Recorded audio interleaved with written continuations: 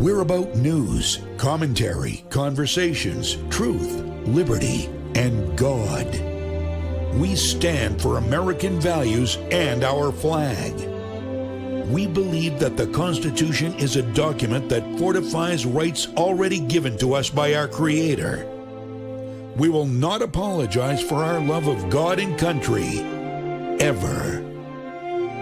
We are Right America Media.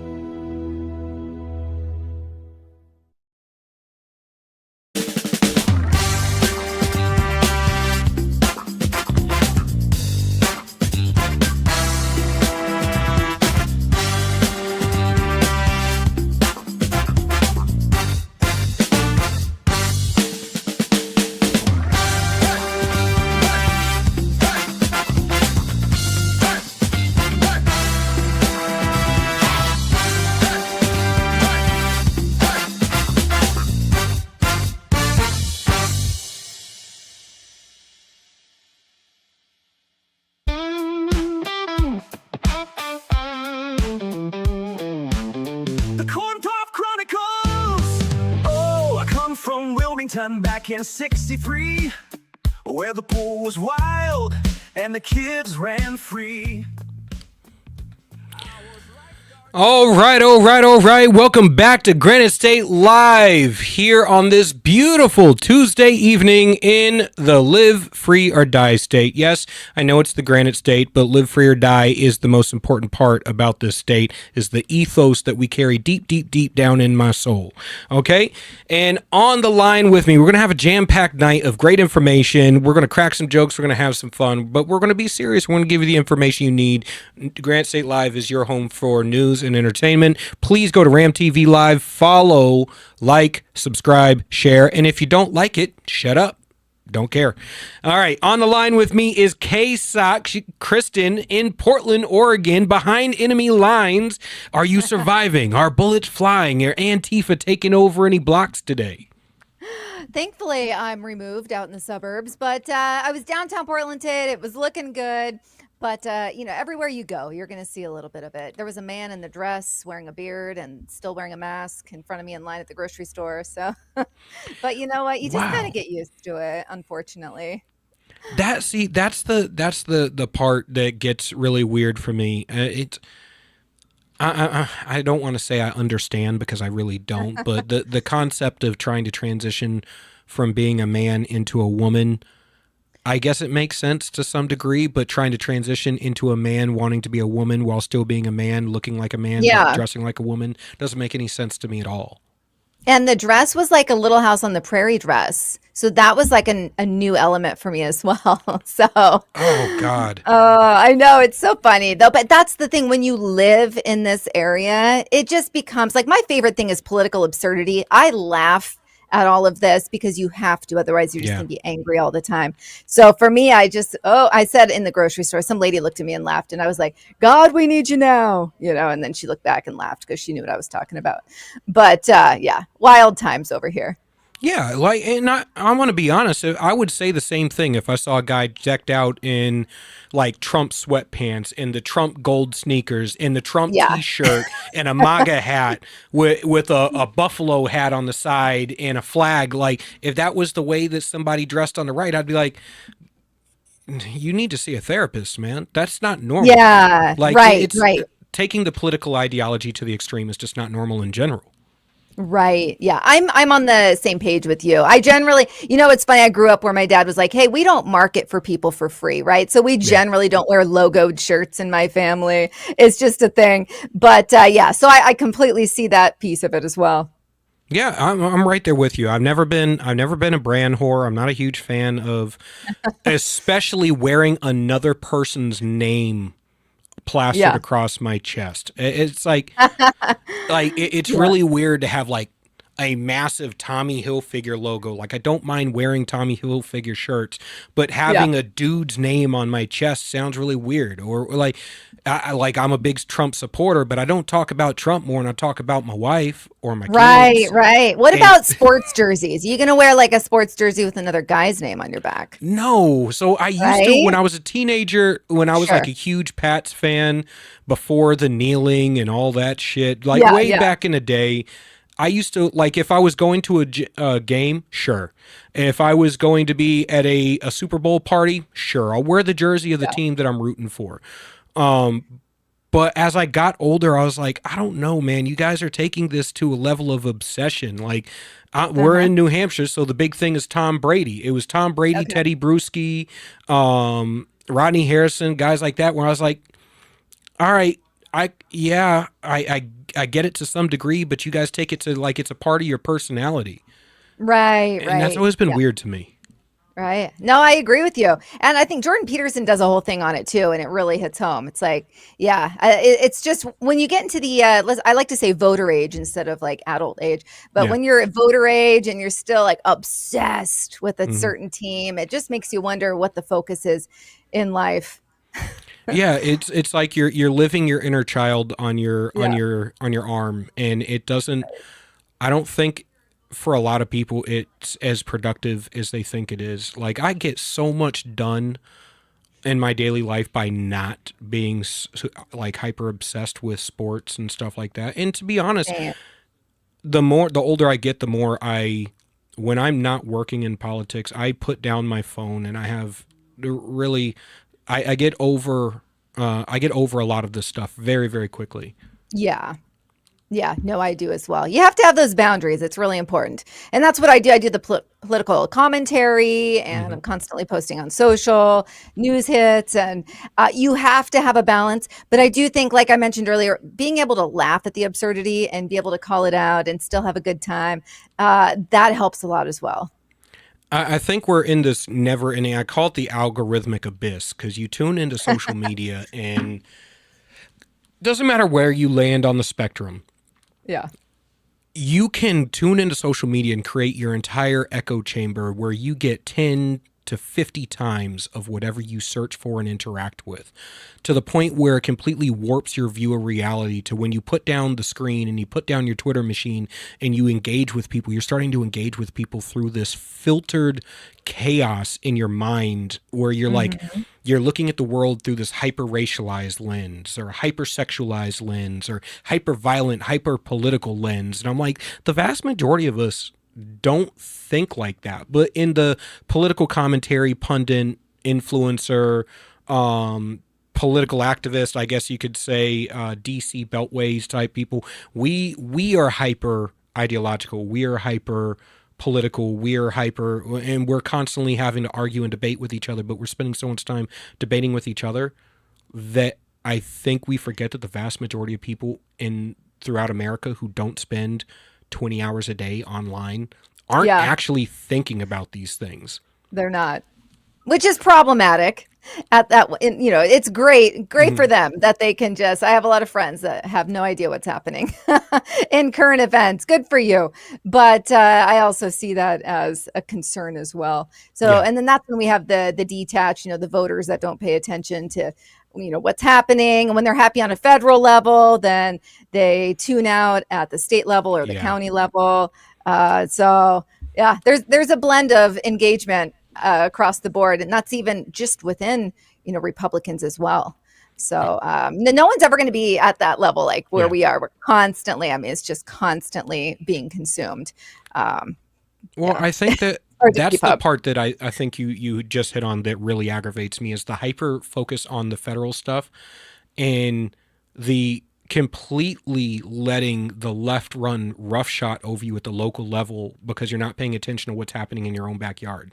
And I'm like, your property taxes are high because your school board keeps spending, because you're not reining in the budget at the local level. Your housing crisis is largely driven by local ordinances, a lot of which were instituted during the pandemic to stop production or to protect people before people ramp back up production. A lot of it's macroeconomics and microeconomics. It's protectionism. It's a whole bunch of stuff. But a lot of it can be solved at the local level, then the state level, then the federal level. And Right. I wish more people actually engage in politics like that. Yeah. And that's what's disappointing. So, and it's funny that you say in your own backyard, because that's one of the lines I use when I go out and do public speaking events. You know, when we're so focused, especially now that we have Trump in office, everyone's so excited and happy. I make sure to tell people, don't kick your feet up on the desk, because you could be bent over a barrel in your own backyard. It happens all the time. You don't pay attention to what's happening in your county because you're so happy that you finally, we got our president in office. Great. But that's only one little piece of it. Yeah. It's. I think the part that I try to emphasize to people is, if you live perpetually online, you would swear to God we were in the middle of a race war in the United States. You would swear to God that the average black person hates white people and the average white person hates black people, and that there's this common thread of people just getting beat down in public. And I'm like, I'm looking at the crime stats. Crime has dropped consistently over the past 40 years with the spike in the 90s. I was like, but it still continued to drop. What you are finding is that you have an access to more information than you've ever had before. So now shit that you normally would have never had access to, never would have seen before, now you can have access to every incident, racial incident. Right. And I won't even say racial incidents, because just because there is a difference in race between two people does not mean that was the motivating factor between whatever altercation that they had. And I'm like, we used to use that exact same argument against the left when they would take a hyper-racialized stance that, no, just because a cop shot a black guy doesn't mean that the black guy got shot because he was black. Right. He got shot because he had a gun in his hand, or he got shot because he was resisting arrest. It was a good shoot. I'm sorry to tell you, take your cry blanket and go sit in a freaking closet. But that's the reality is people are not hyper racialized going around shooting people, beating people, stuff like that. The vast majority of altercations are just because you're an asshole. Right. There's two things that come to mind. All right. So we talk about like the race baiting, but even something as simple as Cindy Sweeney's American Eagle, right? Okay, so they're trying to turn this into Nazi propaganda. She's wearing a Canadian tuxedo, if we want to get technical. Denim on denim, right? Is that what they're really mad at? Maybe. But she's out there, and you've probably seen the commercial. She's she's putting it up, and it says, Sydney Sweeney has good genes, and it's spelt like genetics genes, and then they change it into actual genes, and they're saying blonde haired, blue eyed, and they're turning it into something it's not. And that's just the prime example of what we're living in right now. But I really feel like that's the death rattle of legacy media, when they're so hyper focused on a commercial, the American Eagle commercial, that they're just going into it. They're looking for something that's really not there.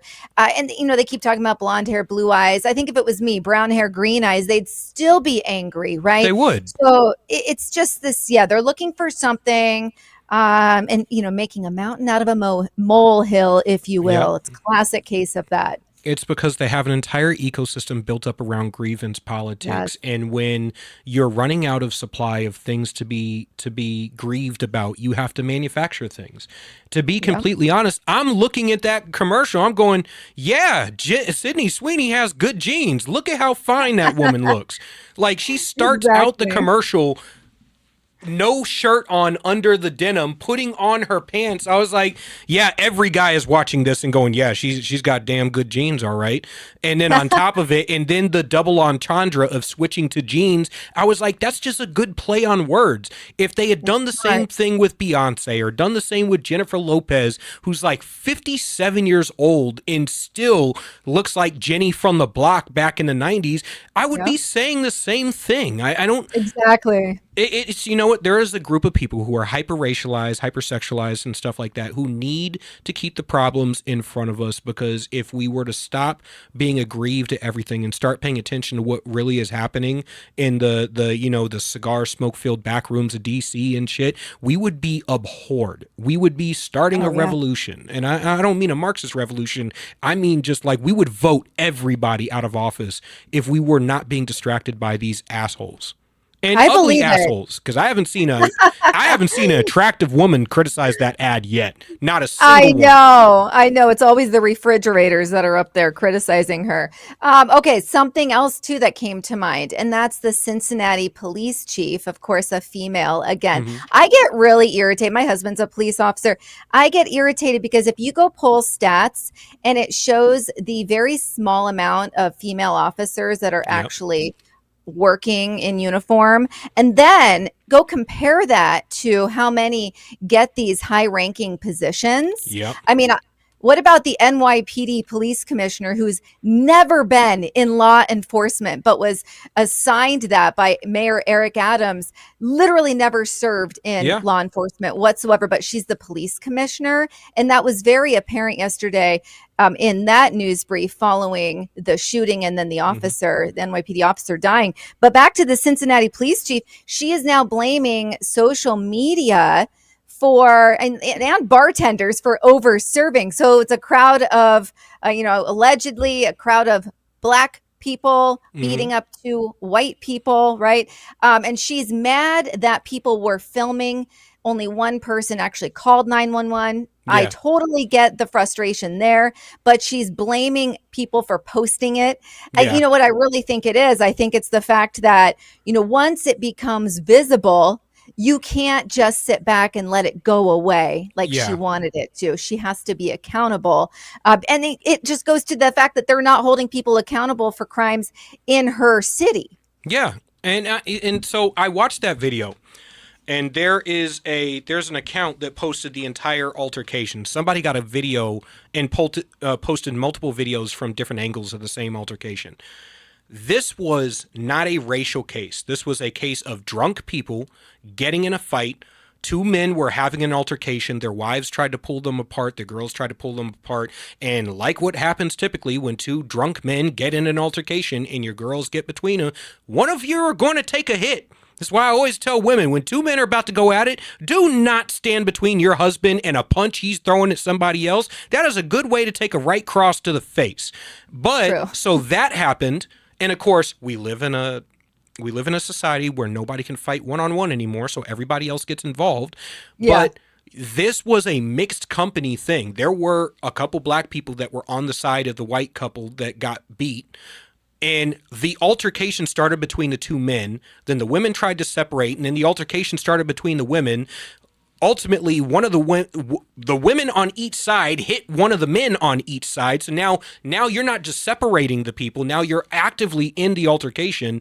Right. And then I get pissed because I see the grifters online, the hyper-racialized grifters online on both the right and the left trying to make this either they're all attacking white people. I go, no, that's not how this fight started. It wasn't we're going to beat up Whitey tonight. And you got the left on who are going, oh, these Black people were just defending themselves against these white supremacists. I go, no, it had nothing to do with them being white. You're both stupid and you have zero accolades to your life, which is why you're hyper-racially focused and you're rubbing your last two brain cells together trying to make this work for your own stupid little narratives.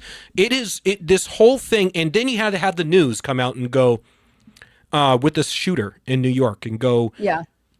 looks like a white guy. I was like, that is the blackest looking white dude I have ever seen. You could have said Muslim, would have believed it. You could have said Dominican, would have believed it. You could have said he was biracial or anything else. He is not white. That is he's as white as I am. You know what's really funny? Even me, as just an independent journalist, or I'm going and posting news bits online. I saw a report from a conservative account, and it said a Middle Eastern man, and I couldn't find any evidence of that, so I didn't post that. Right? I saw the picture. CNN, he looks like he could be Middle Eastern, maybe, but CNN. Here we have this quote unquote, reputable news outlet, right? I think we all know it's not, but they went ahead and they were totally comfortable saying, appears to be white, right? So it's like they couldn't even ensure it. It's because they wanted it to be a white guy. They wanted it to be a Trump supporter so they could push their narrative further. So it just goes back to trying to find something that really isn't there. But, with that police commissioner, I think that's something, I could do a 3-hour podcast episode on that, on people that are tapped for positions, especially I'm seeing it, especially women, but they're tapped for these positions that they're not qualified for. Yeah. And I saw it in one day with Cincinnati, and then I saw it again with New York City. And it's a real shame that we're seeing that at the top. Yeah. I've been a long excoriator of progressive white women destroying everything good in society. I swear, the biggest disdain of mine is, I've often said on this podcast, how they'll use the face of a minority to be the face of whatever bullshit they're trying to push today, whether it's trans, non-binary, aliens, holding hands, snorting pixie dust and skipping in front of rainbows, twerking in thongs in front of toddlers. And then they'll put a black face on it, and then we'll be like, God, you damn black people, why are you doing that? And then it becomes a racial thing, and now instead of black people going, this has nothing to do with us. We don't do this shit. Yeah. But now we have to defend blackness, because instead of us being able to call out the left for doing that, now we have to defend blackness because now it's become a racial issue, and now we actually have to own the issue. And then I'm sitting here going, none of us actually think like this. The average black man, white man, we work side by side together. The average American works side by side with numerous dozens of people of different races, ethnicities, genders, religion, so on and so forth, just fine on a daily basis. We go to work together, we drink together, we fight together, we live together, we pray together, and we have zero problems. But there's an ecosystem of retards online that keep us hyper focused on trying to tear each other down. And I'm like, I don't care what color you describe the boot on your neck. I don't care how you describe the color of the boot on your neck. You still have the government boot on your neck, and I'd like to remove the government's boot from your neck so you can breathe, because it's a government issue in most cases. Yeah. No, you bring up so many great points there. And, I had so many things. It's just wild how much race is talked about. It's the race baiting. I am curious what your thoughts are on the WNBA player. They paused a game. This is a few days ago. The one that lost her wig?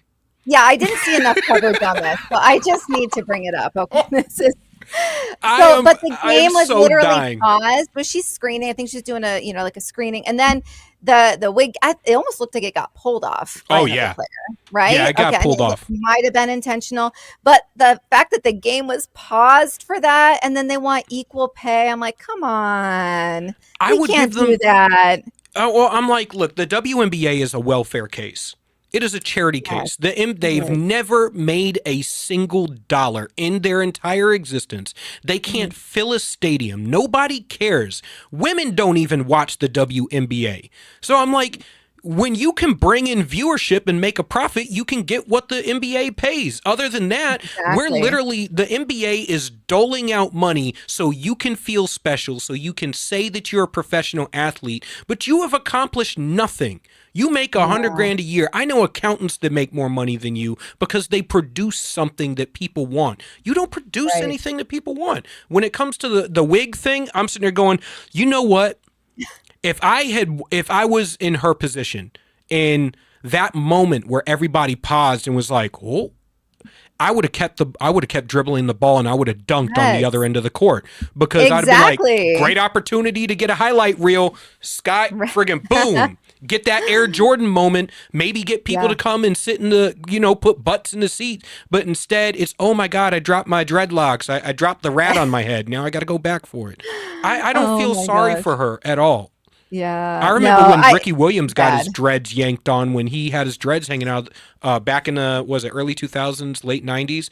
Ricky Williams had dreads hanging out of the back of his helmet playing for the Miami Dolphins, and they yanked on his dreads and he went down. I was like, that shit is dangerous. That shit is dangerous. You could have broke his neck. And but I remember that, and I'm going, you make certain choices in your life, and you gotta rock with those choices. Yeah. Well, yeah, you're spot on that. If we have time, I have one more thing that I thought was hysterical. Do you know this is big in DC, and it's called mermaiding? What is mermaiding? So it's basically, you've heard of the furries, right? Yeah. So that's like what the middle school and the high schoolers, and some adults, unfortunately, dress as another animal and live their life as an animal. But mermaiding is basically the same thing, but it is huge in the DC metro area. And basically, they're dressing as mermaids. And these are voter age people, unfortunately, very progressive people from what I've gathered. And they are taking mermaid lessons, spending thousands of dollars to look like a mermaid with a mermaid costume. And I really feel like this is just like another level of mental illness. It definitely is. It definitely is. This is the problem when you have a gynocentric society. And I know people can get as pissed as they want at me. The difference between men and women is women as mothers are nurturers and give their children unfettered affirmation, validation, and are nurturing, and they really see us at our core as who we are. And that is a great thing. That is a great thing for society, especially for young men, because we'll likely go our entire lives without ever having that again. But a father's role, a man's role in general, is to turn around their children, face them towards the world, and get them ready for the world they're about to walk into, which means you have to tell your kids no, because some things that they're going to do are self-destructive and bad for them. You're going to have to say, snap your kids back into reality. If my kid wanted to be a freaking velociraptor, I'm not going to affirm him and sew an alligator tail to his ass and let him grow his fingers out like a bag lady and run around school biting people's throats out. This is not Jurassic Park. You're not a dinosaur. You're not, and you're not a toddler, so you don't get to act like that. Right. No, it is our job as parents, and you make a great point with the man of the house serving a very different role, but it is our job to make sure that our kids don't turn out to be freaks. And you do that by not letting, let them be who they want to be in the house within reason, right? But when you're going in public, you make sure that you are ready for public consumption and you are put together. Do you smell? Did you use deodorant? Did you brush your teeth? Are your clothes wrinkly? Did you comb and style your hair? Are you wearing proper shoes? Like, these are all very basic things, but the more and more, progressive we go, I see these things becoming optional. And that's when your kid becomes, quote unquote, the freak or the loser, because maybe they smelling up the classroom, or, just so many things. Are they clipping their nails? Do they have dirt under their nails? And that shouldn't be optional, but it has become that way. And it's that coddling that's coming from mom and dad. I 100% agree. We were just criticizing a couple weeks ago kids wearing pajamas to school. But we're at the end of the first segment. Again, this is K-Sock here from Behind Enemy Lines in Portland. Where can people follow you? Yes, you can find me on Instagram is my biggest, and that is K-Sock Conservative. All right. Thank you for coming on. I hope to have you back on very, very soon. My pleasure. Again, this is Granite State Live. Up next, we are going to have Sharon Bonney, a highly accomplished leader in the adult education, currently a CEO of the Coalition for Adult Basic Education, to come on and talk about the funding that has been withheld but going to be redistributed. We're going to see what's up and, whether this is something we should be concerned about, whether this is effective, after this break.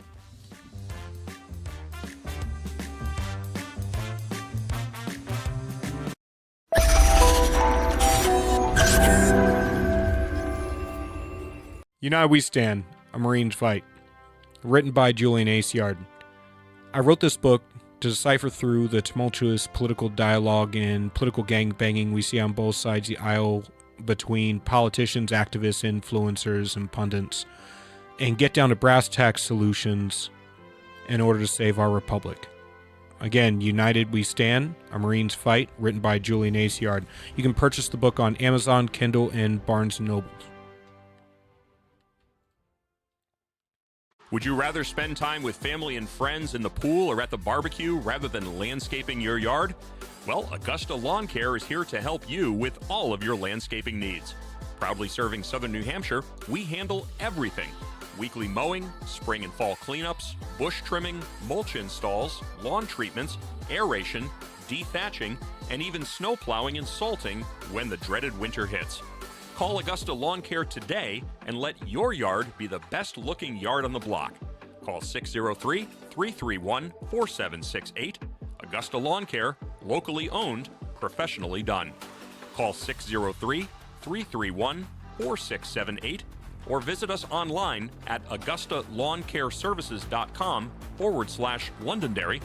That's AugustaLawnCareServices.com/Londonderry.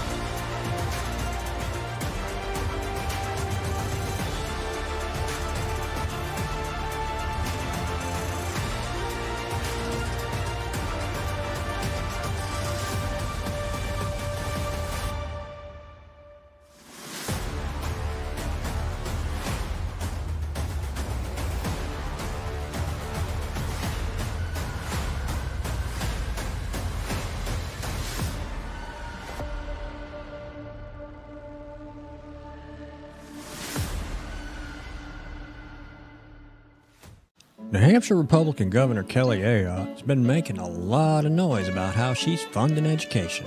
The Republican budget she just signed provides more money for education than ever before. She even bragged the other day that New Hampshire is top 10 in the country when it comes to funding our children's education, as if giving money to school systems has anything to do with learning. If you look at the math, and if you got schooled in New Hampshire, the odds are good it's not your best subject. It's the exact opposite.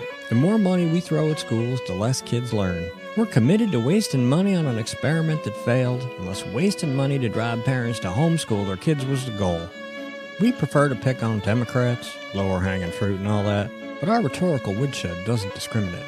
If that sounds refreshing, you need to check us out. This is Steve McDonald for Granite Rock, and we'll keep shining the light on them for you.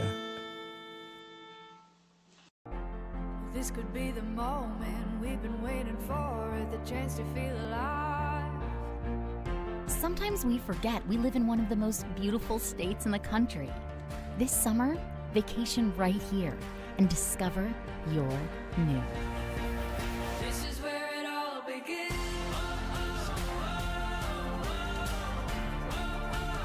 This is where it all begins.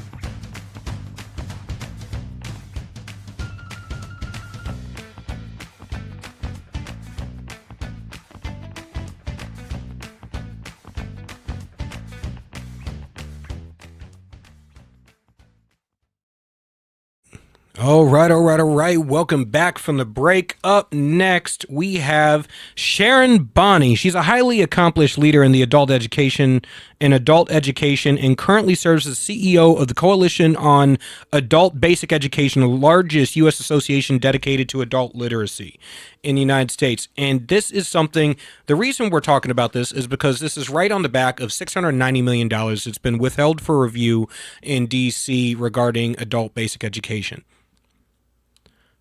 How are you doing, ma'am? I want to thank you for coming on the show. I'm well, sir. Thank you for inviting me. So what is it that people are missing about this that we should be paying attention to? How important is this? Do people have misconceptions about who these people who are receiving adult education are and how important this is for our society? Sure. Well, first, maybe I could set the stage a bit and share about who are the folks that come to a local adult education program. On average, they are typically people who are quite impoverished and are looking to change their life through education. It's non-compulsory. They come because they want to have a better family-sustaining job. They want to help their kids learn to read at school, help them with their homework. They want to get into community college. And so what we've seen is that there's this through line with these individuals of grit and understanding that this is how they're going to be able to change their life. So a little bit about our organization. You did mention we're the world's largest adult education association. We have about 100,000 members, 2,300 local programs that serve 3.2 million learners across the nation. But that's really just a very small portion of individuals that actually need the services. So there's about 43 million that do not have the skills commensurate with getting a good job. And so what we do in the local programs is we help them to get their GED. We help them learn to speak the language. We help them learn how to use a computer. We help them to get workforce ready. And when you say learn to speak the language, I want to preface this for people who aren't paying attention. You're talking about legal immigrants learning English. You're talking about veterans gaining civilian job skills and displaced workers retraining for new careers. These are all people, and single mothers trying to earn their GED so they can take care of their families. So these are all people who happen to slip through the cracks due to one reason or another, but they want to be productive American citizens, and they are American citizens. 100%, yes. And when people understand that once an individual gets their GED, they'll on average be able to get jobs making $10,000 more per year.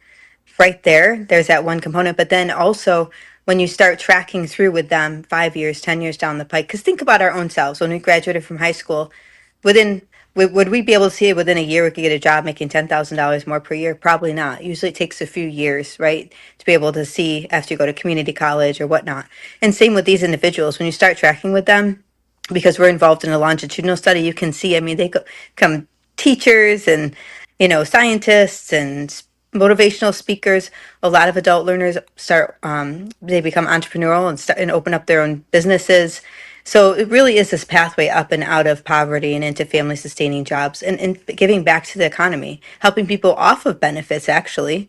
So there's that first piece, you're helping them get off of benefits, and now they're actually giving back to the economy because they're buying homes and getting cars and whatnot. So it really is, I think, very misunderstood what adult basic education is. I want to hit on that because that was something important. You just said that you're helping these people be self-sufficient. You're helping them get off of programs and get off of, and that's something that Republicans used to understand was not a hand out, a hand up. That if you're going to have any program, it needs to be geared towards helping the citizenry get back to a level of self-sufficiency so they are independent from being on government benefits. So that is important. And I'm looking at this: legal immigrants, veterans, single moms earning their GED. You're talking about making people self-sufficient, independent thinking adults who are going to end up being critical in America's infrastructure, critical in society, and they're going to end up being highly patriotic and most likely hold the values that we hold towards upholding this legal system that we have, the system of legal immigration, the system of patriotism and serving your country and self-sufficiency. That's right. And also in a lot of local programs, they have the EL civics class where they're actually helping people who are here legally to get their citizenship as well. So I think that's important to say. There's many immigrants who come here legally. They come the proper way, and the local programs help them as well. That's fantastic. I love seeing legal immigrants get their citizenship. It's so heartwarming, and nothing really touches my soul like watching a bunch of grown men cry tears of happiness. Right? You become an American citizen your first time.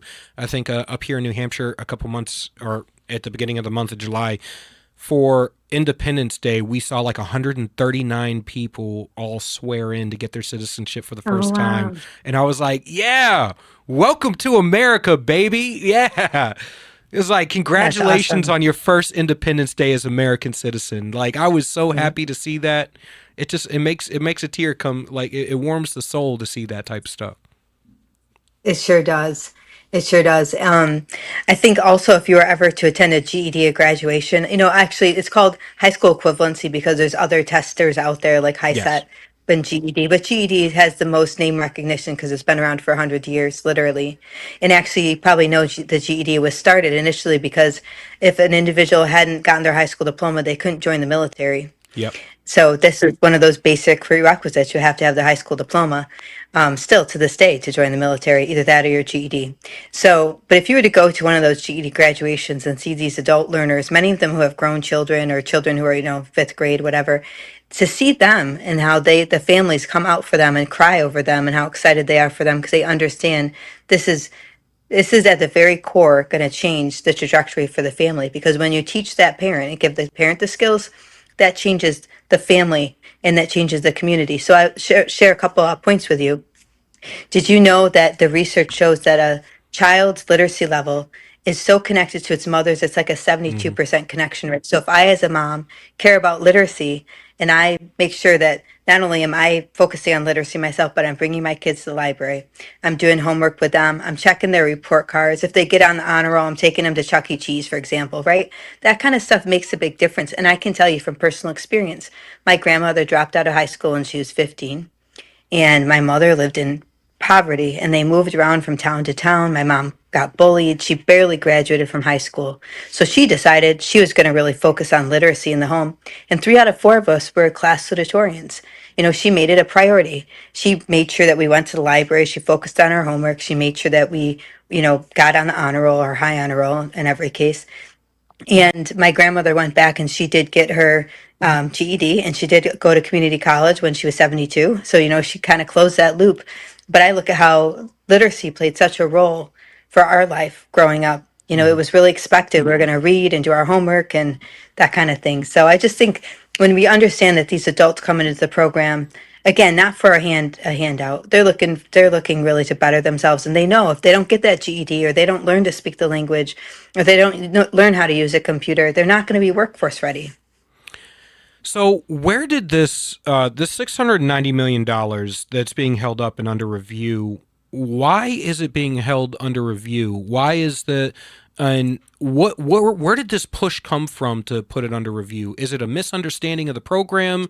Is it just hey, let's take a second look at this? Are we being effective? Is there other ways to spend this money? Are there measures for accountability? What is it that's driving this? Well, first, I'd like to say the programs that receive this funding are highly accountable. So, in Yeah. the Workforce Innovation and Opportunity Act, Title II is adult education. These programs don't get funded if they don't help people get jobs and get into community college. I mean, that is their measurable skills gains they're held against. And so, I just want to mention that of the 91,000 individuals that entered a program to get their GED, over 90,000 did. So, I mean, look at that measurable skill gain right there, right? That's something Yeah. you can look at and you can say all these people entered and then they got it. And many of them have multiple jobs and children and a lot of barriers in life. So I think that speaks to individuals, but also the local programming. I That's think a when you better take a step back, that's a better Go ahead. statistic than our public schools. I know. Yes. And actually, public schools talk to our local programs and say, how do you do it? How do you get them to come back? Well, the reason why is because adults vote with their feet, right? If they Yeah. come to a program and they see it's high quality, they're getting what they need, the program's giving them these wraparound services, which often they do. They'll help them maybe with childcare if they need it, or different sorts of things, maybe connect them with Section 8 housing, that kind of thing. When that happens, the learner is going to say, geez, I'm getting what I need here. They're helping me move through quickly. They're helping me to reach my goals. And a lot of these local programs operate on a shoestring budget. They are underfunded as it is already. So I'll share a couple data points with you. On average, these local programs get about $583 per learner per year, compared to $10,000 in elementary ed per learner per year. So incredibly underfunded. But they have these really great measurable skills gains that they can point to.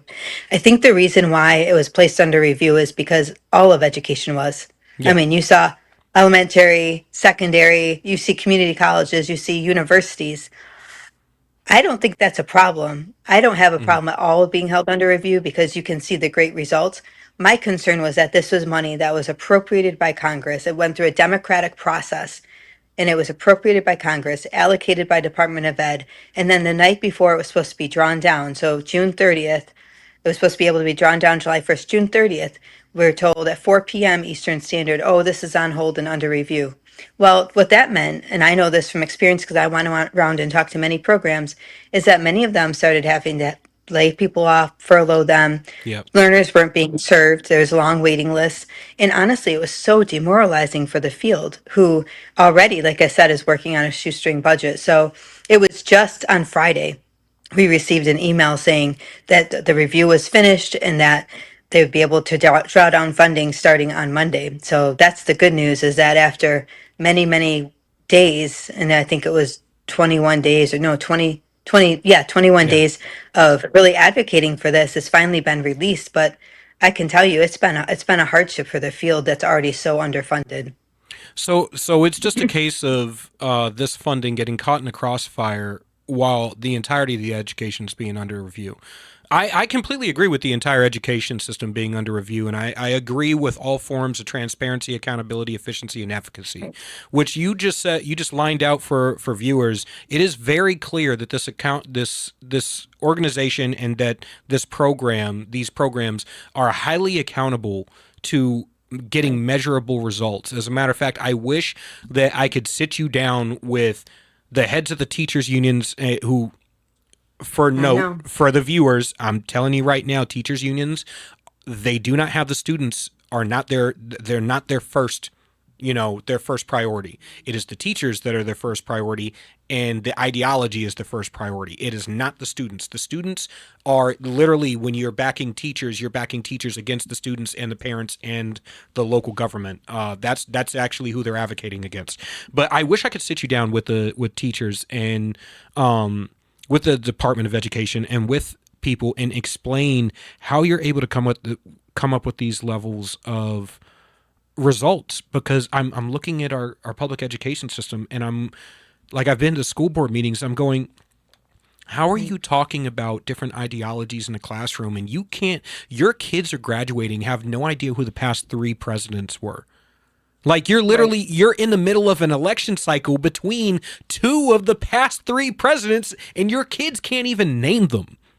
Like, you don't know the 3 basic branches of government. You don't even know that we're a republic, not a democracy. You can't pick out your own state on a map half the time. The fact that we have so many kids that are graduating school, it feels like half the country right now needs to be going back to school to adult education. Maybe we should be sending the entire Department of Education budget to you guys, and you guys can re-educate the whole damn country.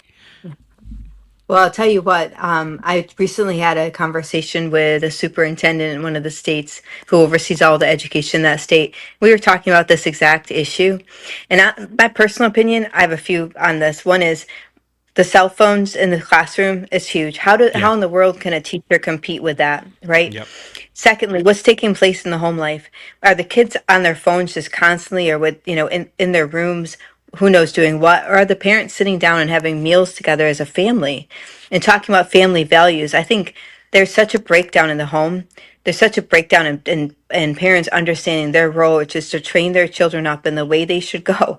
We have a very important task. In fact, right before I got on with you, we were having our typical family dinner and then our family devotions, which is what we do every night.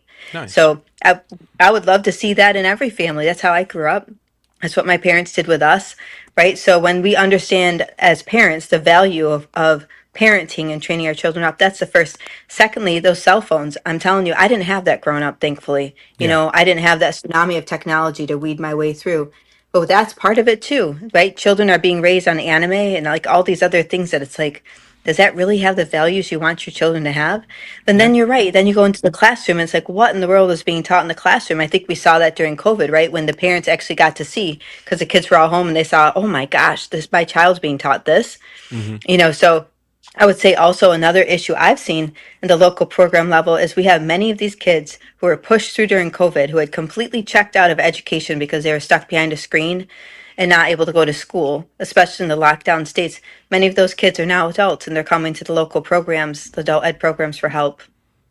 Yeah, I mean, we're still seeing the repercussions of people who lagged behind during COVID, who are going into college and they're like, damn, my entire senior year was a waste of time. I literally have to get re-educated to everything that I missed. Or my entire junior and senior year, we're seeing and of course, this is the failure of both Every Child Succeeds and No Child Left Behind. You have No Child Left Behind where you're passing kids on even though they're not ready for the next grade or they're not ready to move on.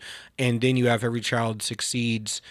And I'm like, where you're rehashing and you're making it worse. And I'm watching the backlash from this and I'm going, we have absolutely ruined entire generations. And we're putting kids out into the workforce who aren't ready. They're not ready. We're wondering why the workforce is hiring foreign workers. And it's like, well, one, you either coddled kids to where they're not ready for the workforce, or you completely miseducated them to where they're incompetent. They're functionally incompetent. So I will share with you, I'm on a committee for the U.S. Chamber of Commerce for their Education and Workforce Committee.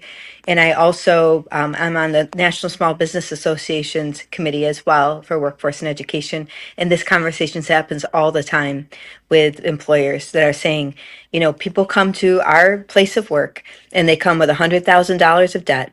And they think that because they've invested 4 years into college, they should be, hired out of the gate making $80,000, $90,000, $100,000, and they don't have the skills commensurate with that. Yep. So that is something where what I love about adult education. We also really encourage them either go to community college or in our case, like at COABE, the national, what we talk about is, hey, we have partnerships with Google, IBM Skills Build, and eCornell. You can get a certificate and you can get to work right away. You can get a certificate from eCornell that's completely free through COABE, through our partnership with them. That would normally cost you $8,000. But because of our partnership, it's free. And now you have gotten access to Cornell's, state-of-the-art teachers and whatnot, and you'll have a Cornell University stamp right on your certificate. And same with Google. When they take these short-term certificates and they complete them, right away they get hired, and so they come into the local program, completely impoverished typically. They get the training that they need there, and they start a Google certificate. On average, they make $72,000 a year. That's amazing to me to think about, and the local Wow. programs help them with that. And we at COE provide support to them as well to help them to complete. What I mean by support is we hired an adult educator teacher who can help the learners as they kind of stumble on things and help them through it. But we're Google's top performing partner because we do that. We provide support to the learners to help them get through the process and get that certificate. But I've encouraged my own kids to do it. Hey, you don't have to go to four-year university. Hmm. You don't have to do that. Get a short-term certificate. You'll get to work right away, and employers will love that. One of the biggest criticisms I had of the university system when I went back to college after getting out of the Marines, because I was one of those people. I got out of the Marine Corps, I lost everything, I lost my identity, I ended up being a homeless veteran, drinking a bottle a day, and I had to rebuild my life from the ground up. I went back to school, I used my GI Bill, and I noticed half the courses that I had to do for college. I was like, I don't need to be in these courses. These courses have nothing to do with my major. They're not helping me. They're literally like, oh, we need you to do these liberal arts courses. I was like, they're not beneficial to me. I'm wasting my time sitting in a classroom with people friggin' 5, 6, 7 years younger than me with zero life experience, zero work experience, and I'm expected to be held to a standard. I got shit to do today. I got to work. I got to go to school. I got a family. I got a wife. I got kids. Like, I could be focusing on so many other things that are so much more productive. The fact that there are these certificate programs out there, I wish the average person was made aware of this, or that we were telling kids in high school or telling veterans as they leave the force that Right. these are options that are ahead of you, that you could walk out of here making 5 times what you made on active duty. Yes. Amazing. First of all, I want to thank you for your service. I think that's awesome. Thank you. Thank you for serving our country. Yes. My brother is a veteran. He's actually a watch commander, but he served his time in the military. And my father also is a veteran as well. So we really appreciate your service. Thank you. And yes, you're welcome. And I think it's amazing that you pulled yourself out of homelessness and alcohol addiction, and that you're doing what you're doing now. So just congratulations for your hard work there. Thank you. Thank you. I've often tried to explain to people that when you're willing to be very seldom in our government are there programs that help give you a hand up and not a handout. And when you want to be self-sufficient, you find more roadblocks than you do people who are willing to help. And we need to be supporting the organizations who are out there trying to give people a hand up, because there's not enough. There's not enough. It feels hopeless when everywhere you look, you see people taking advantage of the system and doing it the wrong way. And if you try to do it the right way, you get told maybe you should have lied like that guy. It worked for that guy. Like I literally got told that multiple times. I was like, so now I get cast aside because I have integrity? Like that is soul Not an crushing. adult ed program. I know, but not in an adult ed program. I'm I'll so tell you. happy to hear that. Yes, I'll tell you that one of the things we're excited about is, as we think about this administration's agenda to help people get to work, adult education does that. It's tied very tightly with Title I, which is workforce. There's a lot of pre-apprenticeship programs as well in adult education. So because there is that connection with workforce, and we know that's a measurable skills gain, we have to have many local programs have partnerships with local employers. So they say, what you need, I'll help train while it's called an integrated education and training program. So they'll say, I'll train them while they're learning how to speak the language or they're getting their GED. It's an accelerated program. When they get out, they can get to work right away in that city or county.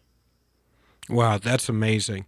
Can you tell me, are people able to donate to your programs, or is it just funded through the federal government?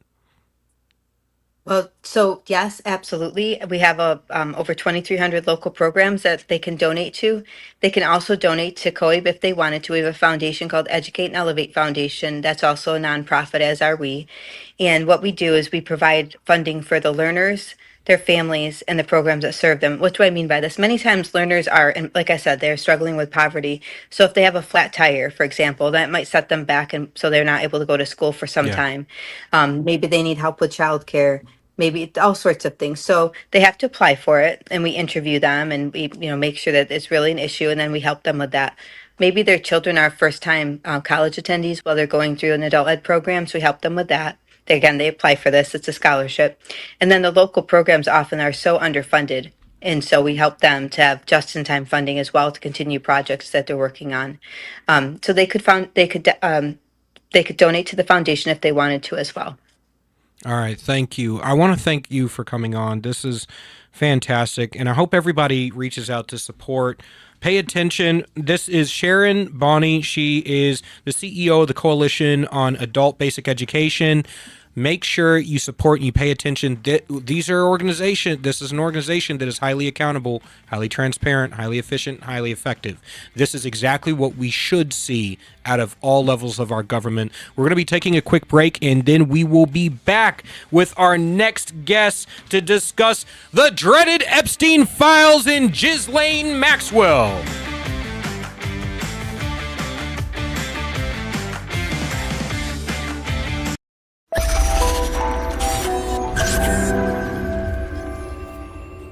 United We Stand, A Marine's Fight, written by Julian Aciard. I wrote this book to decipher through the tumultuous political dialogue and political gangbanging we see on both sides of the aisle between politicians, activists, influencers, and pundits, and get down to brass tacks solutions in order to save our republic. Again, United We Stand, A Marine's Fight, written by Julian Aciard. You can purchase the book on Amazon, Kindle, and Barnes & Noble. Would you rather spend time with family and friends in the pool or at the barbecue rather than landscaping your yard? Well, Augusta Lawn Care is here to help you with all of your landscaping needs. Proudly serving southern New Hampshire, we handle everything. Weekly mowing, spring and fall cleanups, bush trimming, mulch installs, lawn treatments, aeration, dethatching, and even snow plowing and salting when the dreaded winter hits. Call Augusta Lawn Care today and let your yard be the best looking yard on the block. Call 603-331-4768. Augusta Lawn Care, locally owned, professionally done. Call 603-331-4678 or visit us online at AugustaLawnCareServices.com/Londonderry. That's AugustaLawnCareServices.com/Londonderry.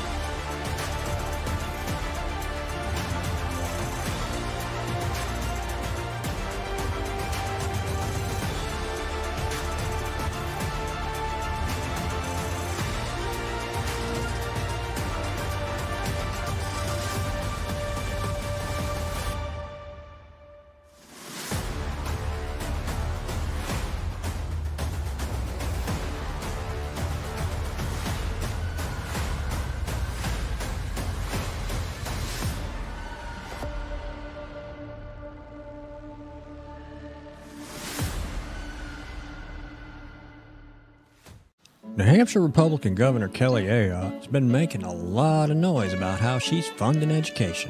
The Republican budget she just signed provides more money for education than ever before. She even bragged the other day that New Hampshire is top 10 in the country when it comes to funding our children's education, as if giving money to school systems has anything to do with learning. If you look at the math, and if you got schooled in New Hampshire, the odds are good it's not your best subject. It's the exact opposite. The more money we throw at schools, the less kids learn. We're committed to wasting money on an experiment that failed, unless wasting money to drive parents to homeschool their kids was the goal. We prefer to pick on Democrats, lower hanging fruit and all that, but our rhetorical woodshed doesn't discriminate. If that sounds refreshing, you need to check us out. This is Steve McDonald for Granite Rock, and we'll keep shining the light on them for you. This could be the moment we've been waiting for, the chance to feel alive. Sometimes we forget we live in one of the most beautiful states in the country. This summer, vacation right here and discover your new. This is where it all begins.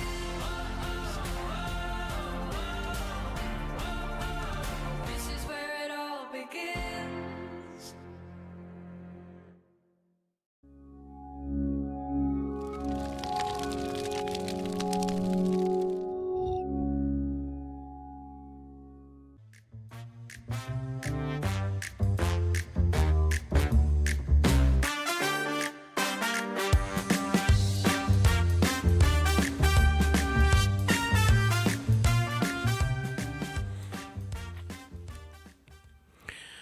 Welcome back to Granite State Live. We're at the top of our next segment. We have on Keith Gross, a legal analyst and former assistant state attorney and prosecutor for the state of Florida, and he served in the Montana National Guard. He is the author of Dirt Roads to Runways, Defending the American Dream for the Next Generation.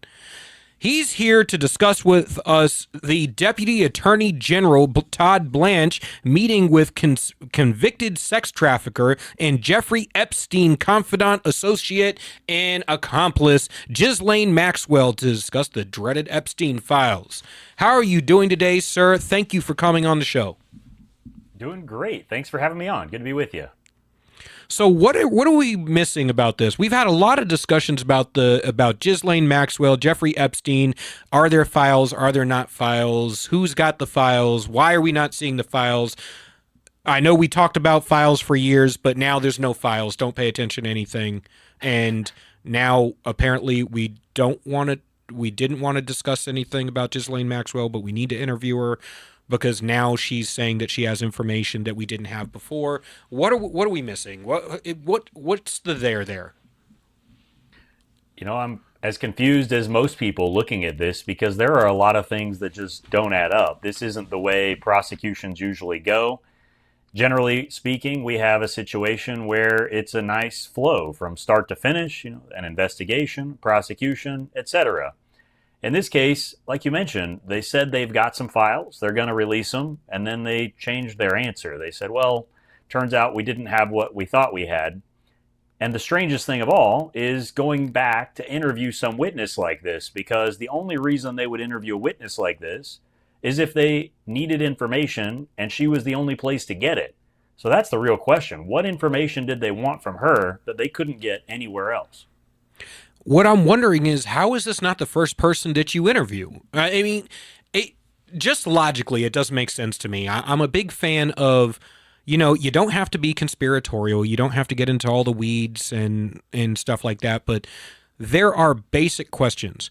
I have never, ever seen a head of a criminal organization who does not have a list of clients, who does not know who their clients are, whose middleman and confidant doesn't also know who the clients are, especially so many convenient coincidences. And there's no such thing as coincidence in things like this. When you have world leaders, heads of organizations, heads of agencies, the most rich and powerful men on the planet frequenting this guy's little perverse paradise, and you're telling me that, especially some of them who have had big question marks over their head for years, and you're telling me that none of them have anything to do with this, and all of a sudden, because these rich, powerful men, none of them had anything to do with this. Apparently, all of these women who are part of this massive sex trafficking ring of Jeffrey Epstein were for his own pleasure, and that his house, which his own employees said was wired for sound and video all over the place, wasn't used for blackmail, and that Ghislaine Maxwell was sex trafficking people for nobody?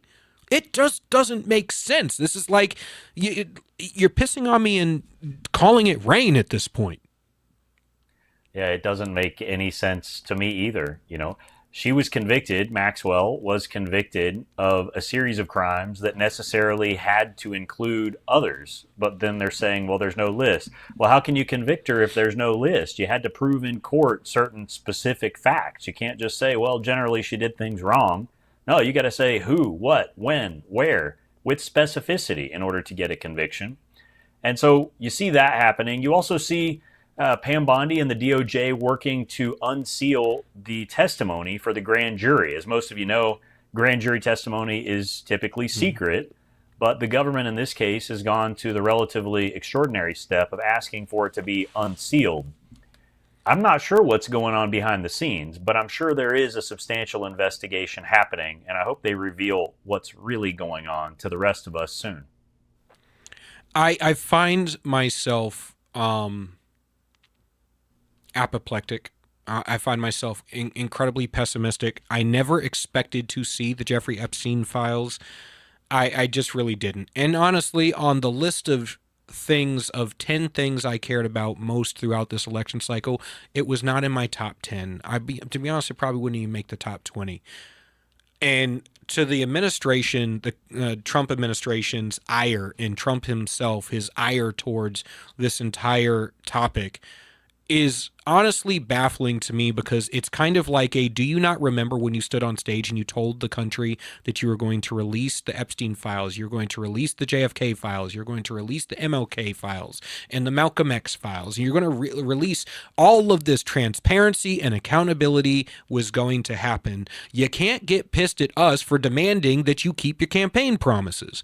I don't understand. This is like, I promise to love and to hold and to cherish till death do us part. I don't want to do that anymore. Well, of course I'm going to be pissed off about it. You made that promise to me. Now I'm expecting you to hold it. So why are we being gaslighted right now? I think we elected Donald Trump for a reason. We trust the guy. We know he wants to do the right thing. We know he has the people's back. And I think this is one of those times where we need to have his and give him a little bit of the benefit of the doubt, because you got to remember, the Democrats had control of these files for years. And I understand why folks on the right are saying, why don't we get to see these files? I feel the same way in a lot of respects. I want to see the files too. The Democrats had the files for years. We don't know what sort of tampering they did before they turned them over. The files that exist now could be a completely made up version. Yeah. I know one thing. If there was anything negative in those files about Donald Trump, the Democrats would have released it years ago. 100%. I'm in complete agreement. That's why when the left brings that up, I'm like, you guys what crack are you smoking? Because if you guys had the ability to run Trump up the flagpole, you could have done it. You could have destroyed him. You could have had him locked up for the rest of his life, but you didn't. And that proves to me that he's not in there.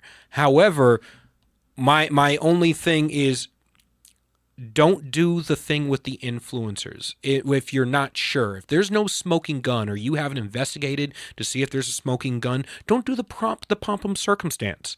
Don't play the games. Just investigate. If it turns out the files were corrupted, if they were altered, if they're not there, if they were burned, or Hillary Clinton managed to trip and drill them and bleach them and toss them out a window and send them to a buddy, then you know what? It is what it is. Just be honest with me and tell me, hey, look, we thought there was going to be something there, but we're finding out that it's really not what was there.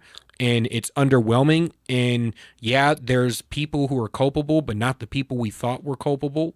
Like, I can understand that. I can handle that. Just give it to me straight, man. Oh, I agree. And I think most of America feels that way. There's something going on that we don't see. I mean, think about the timeline of what happened. Trump went into office. He'd said, we're going to release these things. He wanted transparency too. Pam Bondi got involved and said, yeah, we're going to release everything. In fact, here's a start. Here's what I have on hand. And then it turned out, she came on, had a press conference and said, well, it turns out the Democrats had a huge storage room full of all these files that they didn't turn over, even though we told them to. Now we've found out, and we have directed them to send all those files to us in a truck. They're on the way. And shortly after that, we heard nothing else. So whatever they got in that truckload of files couldn't have been what they were expecting to receive. I'm right there with you. Again, this is Keith Gross, author of Dirt Roads to Runways, Defending the American Dream for the Next Generation. So I got to ask you, tell me about your book. What inspired you to write it? What is it about? Give us the breakdown, the skinny, the real dirt. The inspiration really comes from seeing how government has expanded over the years and what impact that's having on the current generation. The folks that are trying to make a living today, start businesses, and grow their worth have a much harder time than generations in the past did. Yeah. That's due to a variety of reasons, But in the book, I walk through my story, bringing up myself from a family that didn't have a lot and going on to found multiple national companies, ultimately selling those off. But along the way, I learned a lot of lessons about how government interferes with our freedoms and how the opportunities that make the American dream possible are slipping away. I also believe that it's time for us to push back, restore those freedoms, and that we can do that successfully if we start working towards it quickly. I 100% agree. I'm in this position. I wrote a book myself, United We Stand and Marines Fight, and my whole point was about the tumultuous dialogue. And I see your book as a book about solutions to getting to where we need to be in solving the issues. My generation is increasingly in this position where you have to work 2 jobs to be able to make ends meet. Nothing is affordable. The cost of living is skyrocketing faster than wages are. And we're watching everything that was once beautiful and amazing about America manage to slip away and be exported overseas, while simultaneously being told that we're not supposed to be pissed off about it. That we're about to be the first generation in history to leave our children a worse country than we received. And it doesn't have to be this way. Yeah, and to a degree, I blame baby boomers a lot for basically, like, you played these games and you let these politicians lie to you for so long that you passed the buck down to Generation X and down to millennials. And now we're on the receiving end of things that should have been fixed decades ago. And we don't know what to do. And the vast majority of millennials and Gen Z are miseducated, so they don't know what to do. We don't know how to fix it. We've seen a lot of experiments conducted on American society. You know, look at what happened in the 70s. We opened our doors to China. Yep. They started offshoring most of the manufacturing jobs in our country. I think these folks that did it back then were well-intentioned, but it's time for us to acknowledge that that experiment has failed. Same thing with the Department of Education at the federal level. I think they were well-intentioned. It sounds like a great idea. The reality is it doesn't work. Yeah. We need to acknowledge that that experiment failed. The way for us to solve this problem is just to get back to a small constitutional government at the federal level. And fortunately for us, Trump's already getting some of the hard part done, moving things back to the United States by putting tariffs, making a pain point, making it so that it will cost more to manufacture something in China than in the United States, because that's the only way businesses are going to bring those jobs back and create real wage growth for the American middle class. When my grandparents were raising my mom and my aunts, one single person, my grandfather, he didn't have a special job. He just worked at a chemical plant. But one income covered the cost for a family of 4, a house, and a reasonable retirement. That's not possible today, like you pointed out. 2 people working full-time can barely make ends meet. That's bad foreign trade deals. That's bad currency policy. Look at what the Federal Reserve has done to our dollar and its buying power. Yeah. You mix all these bad experiments together at the same time, and you've got what we've got right now. And we've got to push back the other way quick. One of my biggest disdains about DC is the lack of fiscal responsibility. You know, I lament Republicans. I've been a Republican my entire life. I often say I've never been red-pilled. I consider the red-pilled people the people who got a bucket of cold water splashed on them and woke up and were like, God, I've been insane for the past 20 years. I've never been that person. I've been here my entire life. My family are Frederick Douglass Republicans going back to the end of slavery. Never, ever had to switch, never voted Democrat, couldn't even imagine one that I would. However, I lament Republicans who talk a good game about fiscal responsibility and fixing things and then go dollar for dollar spending in D.C., say the right shit on the podium, get back in the cigar smoke-filled rooms, and they're willing to hand their lobbyist buddies everything they frickin' ask for so they can get reelected the next cycle. At what point do you let your balls drop and act like a man and stand up and support the average American citizen? Because at this point, we're watching the America our grandparents, great-grandparents, generations before us fought for, died for, slip away. And I am so pissed at what I'm seeing as I'm watching elderly people whose property taxes are shooting through the roof to the point where they can't afford to live in the house they've lived in for 35 years, where they can't afford groceries, they can't afford heating oil or propane to keep them warm in the winter. We got old people dying in their houses because they have no heat. I'm watching brownouts across California and Arizona and Texas. I'm watching the most insane things that there's no reason for in the land of opportunity. How do we fix this shit at this point? Like we're speeding towards a cliff, and Trump's trying to pull us back from the cliff, but I'm like, we're not pressing the brakes hard enough. No, Congress is still broken. I'll tell you where the change starts. Look in the mirror. We as American voters elect incumbents over 90% of the time. And then we complain, just like you're saying. And I feel the same way, that they say the right thing when the cameras are on, and then they turn around and vote for trillions in spending we can't afford. Why? To please lobbyists. Why do they keep doing that? Because they don't get fired. That's why. American voters keep voting for incumbents. They take the easy path. They vote for the name they've heard before. They don't dig into policy. And they're not willing to fire people. They need to fire these people routinely. Congress isn't supposed to be a career, but most of the people up there have been up there for several terms. I mean, think about people that we've seen in recent years where, I mean, look at the Senate. You've got McConnell, and you had on the House, Nancy Pelosi. We just finally lost Feinstein. I mean, we've got people up there that can't walk, have been up there for decades. Can't and stay then we awake. wonder why things are broken. Yeah, we got people who It's can't on stay us. awake We in need to fire committee. them. I completely agree. There's this concept that we're supposed to have a revolution every 2 years. We're supposed to get rid of people every 2 years. You're supposed to come, you're supposed to serve, and you're supposed to go. We have failed our republic. Benjamin Franklin and the founding fathers would be rolling, I guarantee they're rolling in their graves right now, looking at everything that this country is and wondering how the hell we've let it get this bad at this point. Because I ran for office once upon a time, and we in the middle of a discussion about immigration, I was talking policy. Here's the things we could implement. I sat down with Border Patrol, heads of tactical operations, heads of like narcotics and things like that. I was like, here's the things we could do to deal with the fentanyl crisis, and the things to do with the Border Patrol to revamp our entire immigration system, mass deportation, build the wall, literally do everything, to streamline everything, actual solutions. You know what I got? I got a guy goes, well, that all sounds really great, but if you could just call them illegal aliens, then you would get my vote, because we got to call it like it is. And I was like, excuse my French, but are you shitting me right now? And I said it out loud. Everyone else was like, yeah, tell it like it is. I was like, are you shitting me right now? Do I look like a trained organ monkey for you? Do you want me to go to D.C. and pass the policy that you want to see, or do you want me to stand up here and tap dance and play the damn organ and tell you all the shit you want to hear? You know why you get screwed over so damn much? You're the type of guy who believes the stripper when she says she loves you.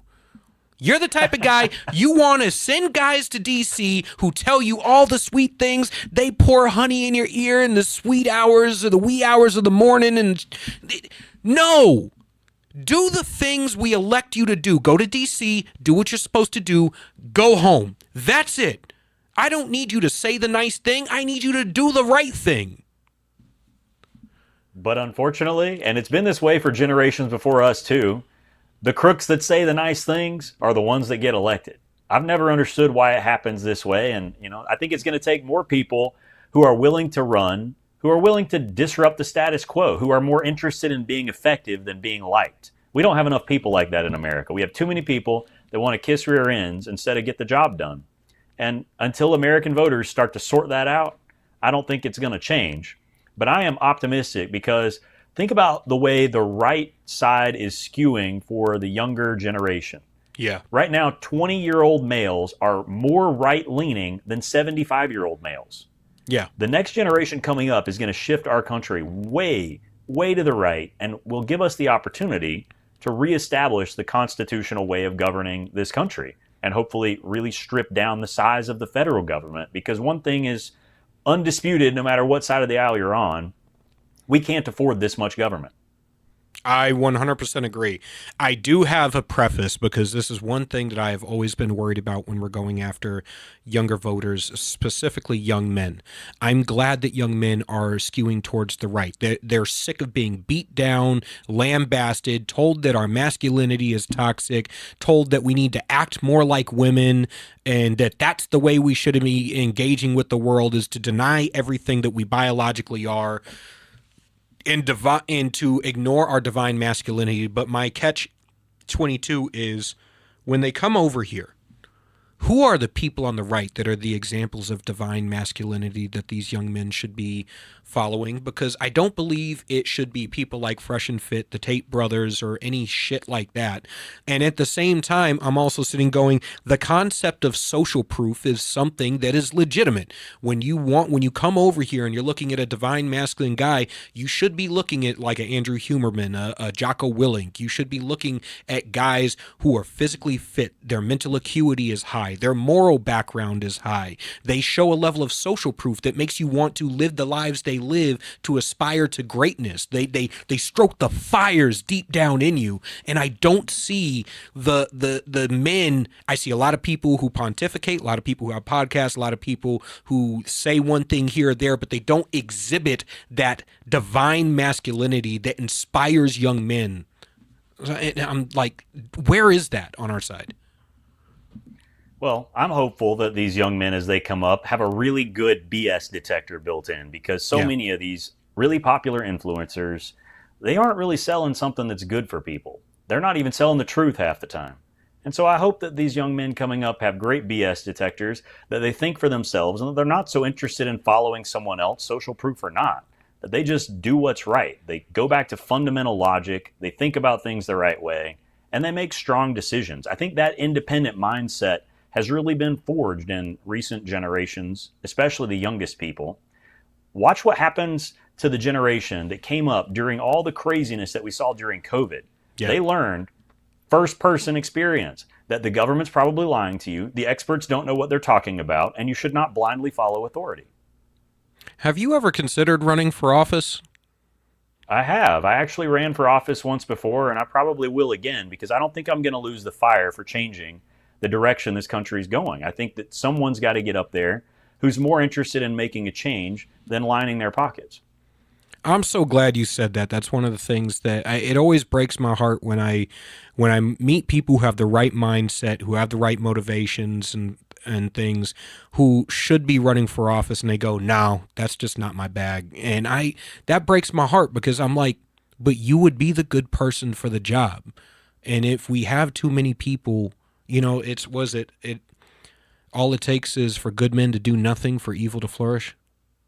I believe that 100%. I think if you have the opportunity, if you have the ability to jump in and change something, you can't stand on the sideline and watch it go to hell. If you do, it's your fault.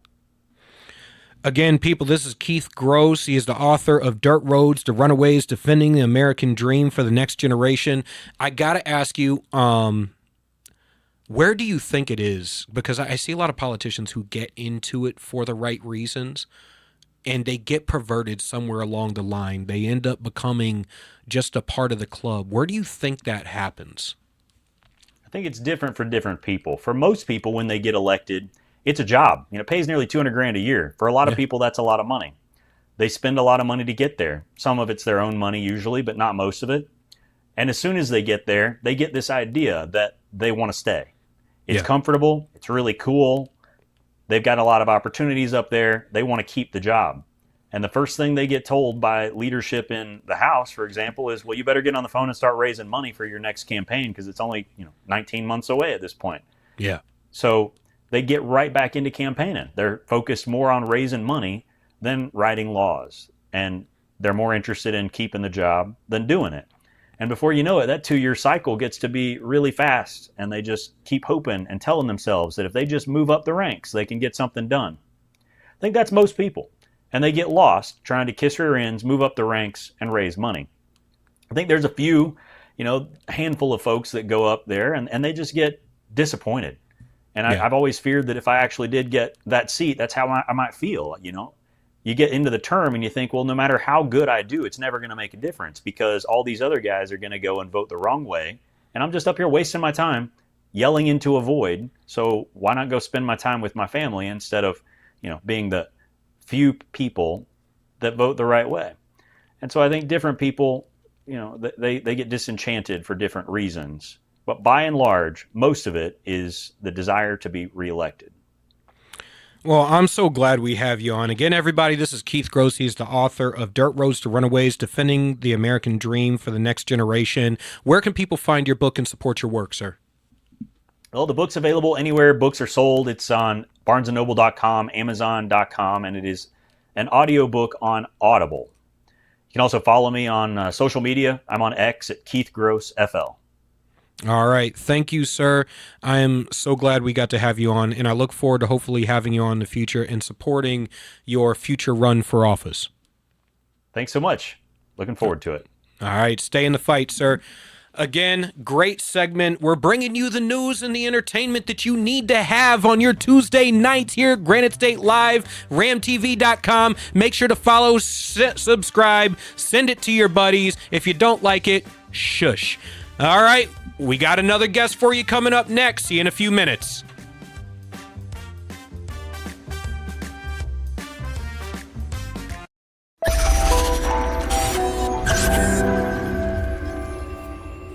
United We Stand, A Marine's Fight. Written by Julian Aciard. I wrote this book to decipher through the tumultuous political dialogue and political gangbanging we see on both sides of the aisle between politicians, activists, influencers, and pundits, and get down to brass tacks solutions in order to save our republic. Again, United We Stand, A Marine's Fight, written by Julian Aciard. You can purchase the book on Amazon, Kindle, and Barnes & Noble. Would you rather spend time with family and friends in the pool or at the barbecue rather than landscaping your yard? Well, Augusta Lawn Care is here to help you with all of your landscaping needs. Proudly serving southern New Hampshire, we handle everything. Weekly mowing, spring and fall cleanups, bush trimming, mulch installs, lawn treatments, aeration, dethatching, and even snow plowing and salting when the dreaded winter hits. Call Augusta Lawn Care today and let your yard be the best looking yard on the block. Call 603-331-4768. Augusta Lawn Care, locally owned, professionally done. Call 603-331-4678 or visit us online at augustalawncareservices.com/Londonderry. That's augustalawncareservices.com/Londonderry.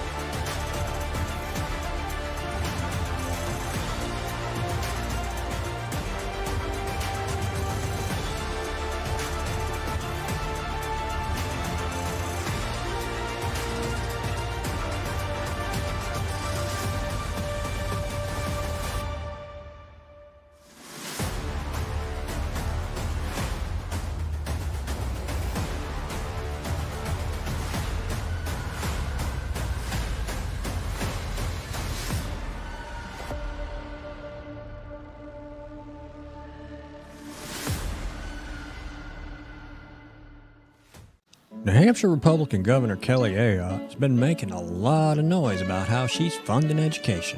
The Republican budget she just signed provides more money for education than ever before. She even bragged the other day that New Hampshire is top 10 in the country when it comes to funding our children's education, as if giving money to school systems has anything to do with learning. If you look at the math, and if you got schooled in New Hampshire, the odds are good it's not your best subject. It's the exact opposite. The more money we throw at schools, the less kids learn. We're committed to wasting money on an experiment that failed, unless wasting money to drive parents to homeschool their kids was the goal. We prefer to pick on Democrats, lower hanging fruit and all that, but our rhetorical woodshed doesn't discriminate. If that sounds refreshing, you need to check us out. This is Steve McDonald for Granite Rock, and we'll keep shining the light on them for you. This could be the the chance to feel alive. Sometimes we forget we live in one of the most beautiful states in the country. This summer, vacation right here and discover your new. This is where it all begins.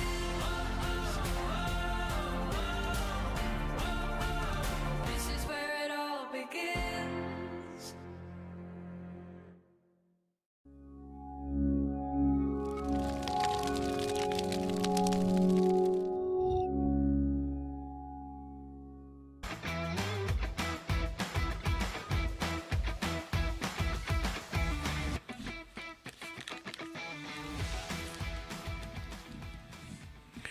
Welcome back to Granite State Live. We are in our third segment. We're rounding out the night with a heavy hitter. Oh, it's been such a long night. We've gotten a lot of information. We've gotten you a lot of entertainment, a lot of news, and we are not stopping now. We have time to end the NGO gravy train, exposing nonprofits that profit from aid.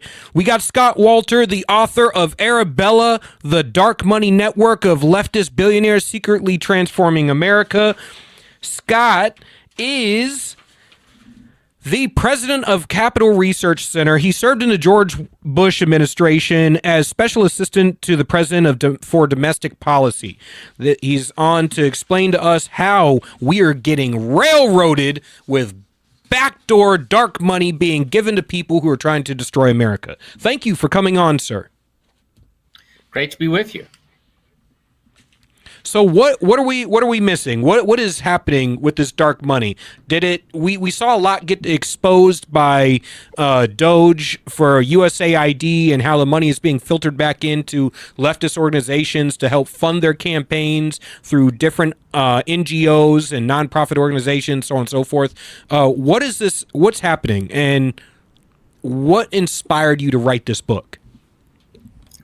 Yeah, well, what inspired me to write the book was the fact that this Arabella network, and that's the best single word for it. It's a network of nonprofits and little fake pop-up groups and the rest, and they take in billions of dollars every election cycle. They take in far more money than, say, the Democrat National Committee and Republican National Committee combined, many multiples of what they get. And they service billionaires. They exist to benefit the George Soroses and the Zuckerbergs and the Bill Gates and many more, including a foreign billionaire you've probably never heard of, Hans-Jörg Wyss, who's handed them over $250 million over the years. He's also sunk another $250 million into other left-wing nonprofits. So this is a very big deal. It's the biggest dark money entity, left or right, and the average American's never heard of it. So it deserves a whole book to explain what they're up to, who's giving them the money, and they play in pretty much every issue area there is. You mentioned a name that I haven't heard before. Who is Hans, and why does he sound like a evil villain out of Die Hard? He does. Hans-Jörg Wyss, he is a Swiss billionaire. Now, he lives a lot of the year in Wyoming, but he doesn't have citizenship. He doesn't even have a green card, right? He's, kind of, on the rare occasions he'd ever talked to the press about that, he kind of sniffs like, I've never felt it necessary, right?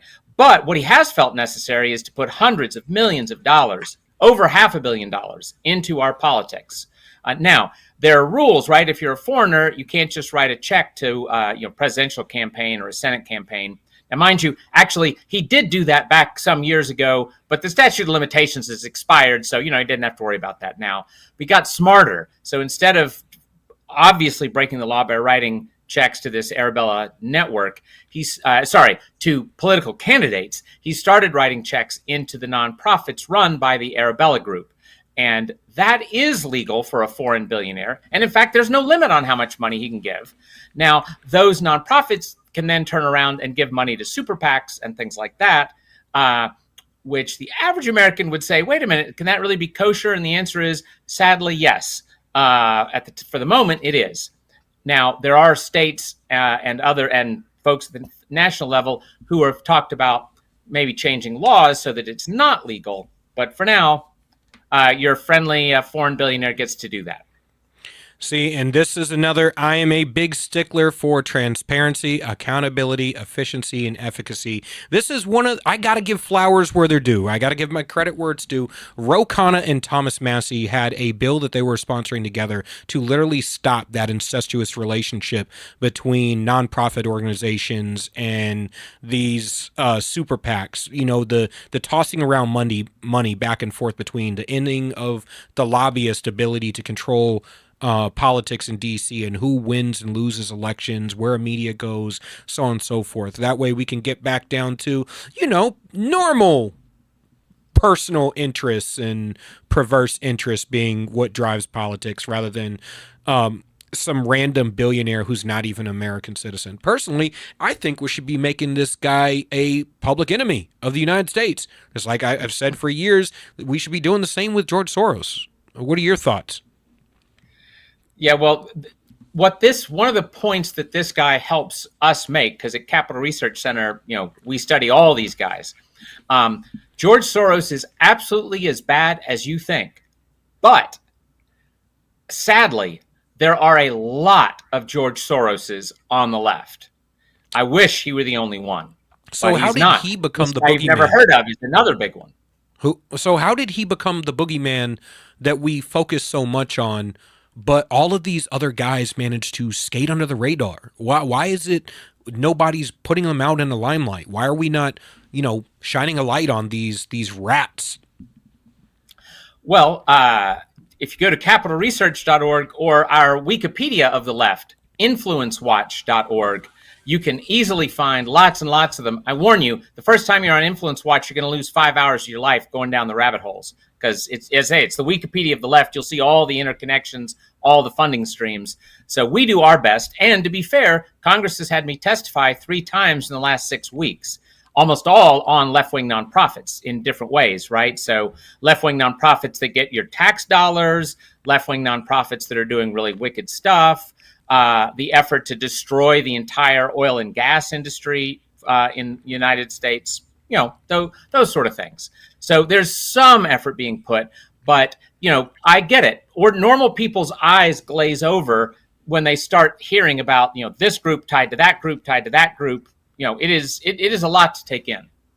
I'm a political strategist by trade, and I say everything is marketing, because while the vast majority of people are not going to spin down the rabbit hole and do the research and read the policy and everything, people don't get elected for what their policies or their positions are. They get elected for how they speak about what their policies and positions are. And I say the same thing for when we are starting to explain a lot of this. There needs to be that marketing push where we explain in some sort of manner that is going to hit home with the vast majority of the public, to where it's like, oh, this is bad.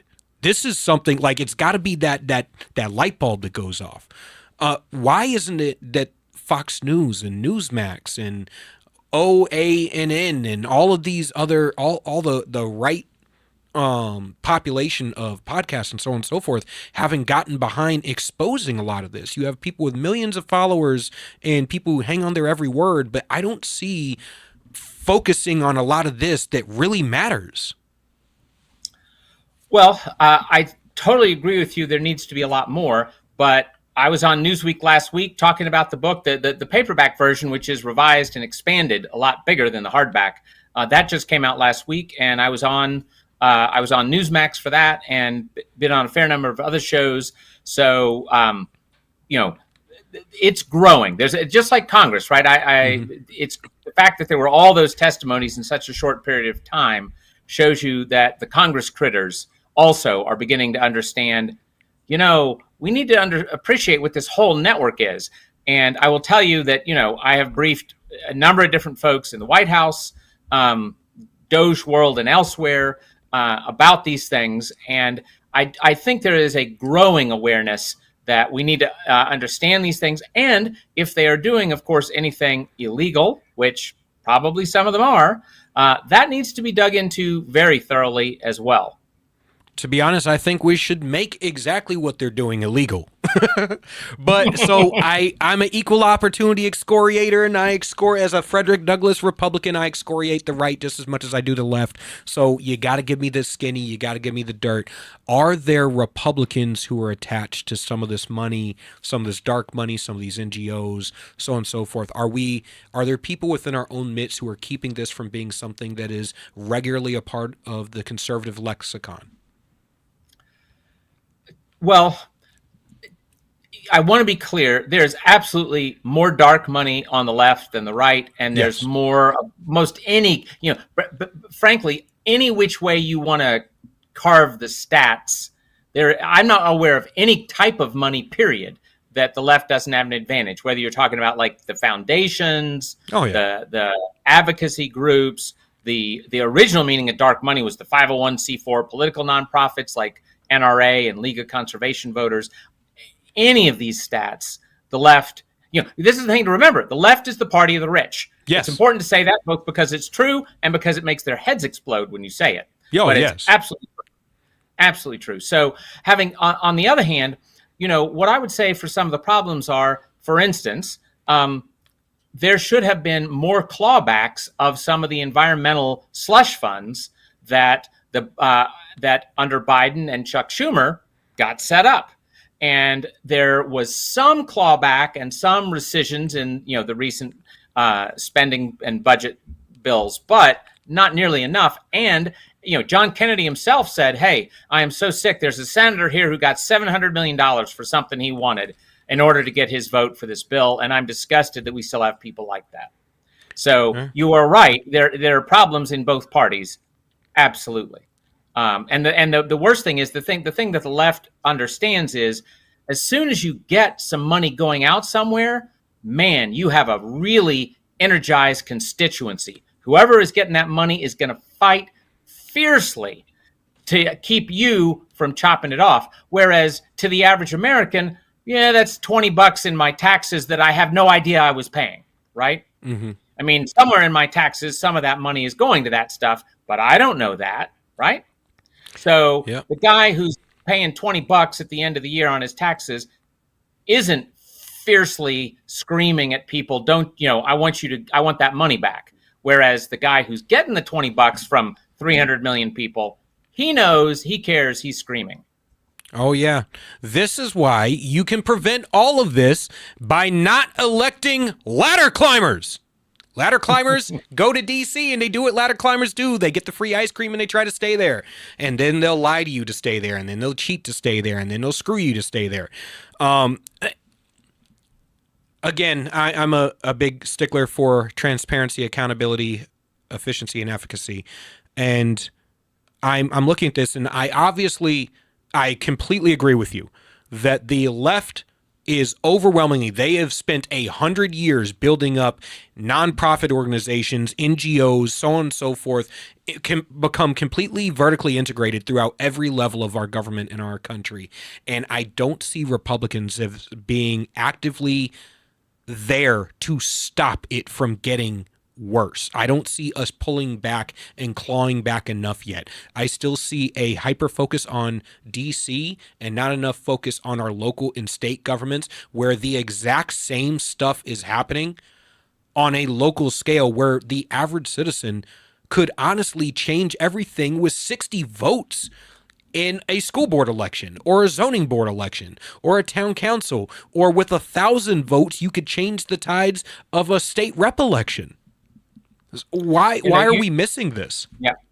Well, you're right. And of course, right, this is part of the agony. So you get, a federal grant will go to a state, and then they'll grant it to a locality, and then the locality will hand it out to their lefty nonprofit pals locally.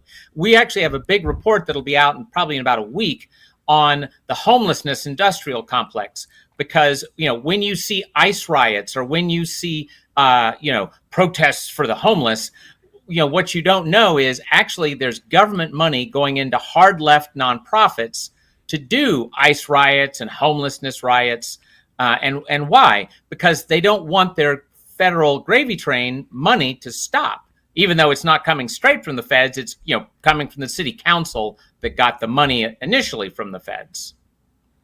I have been saying it for years, ever since the BLM riots back during Ferguson and beyond. There are people with legitimate grievances. Most people throughout the country are, from their perspective, describing the color of the boot on their neck. I don't want to argue with you about the color of the boot on your neck. I want to remove the boot on your neck so you can breathe. And the boot is a government boot. Whether it's a local government boot or a federal government boot, if you live in a red district, it's a red boot. If you live in a blue district, it's a blue boot. It doesn't really matter. The boot's on your neck.